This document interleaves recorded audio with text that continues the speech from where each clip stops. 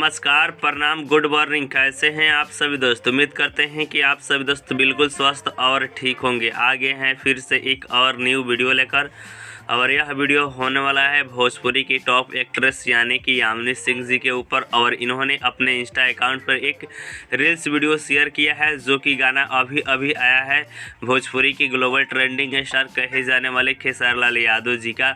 उसी गाने पर इन्होंने एक ज़बरदस्त रील्स वीडियो बनाया है। तो यह रील्स वीडियो आप सभी दोस्तों को कैसा लग रहा है आप नीचे कमेंट कर बता सकते हैं। और ऐसे ही वीडियो देखने के लिए आप हमारे चैनल को भी सब्सक्राइब कर सकते हैं, क्योंकि इस चैनल पर खेसारी लाल यादव जी के साथ साथ में पवन सिंह का और भोजपुरी के रिलेटेड न्यूज़ दिया जाता है। ठीक है, तो अगर आप सभी दोस्तों को इस रील्स वीडियो को देखना है तो इस रील्स वीडियो का लिंक मैंने वीडियो के डिस्क्रिप्शन बॉक्स में डाल दिया है।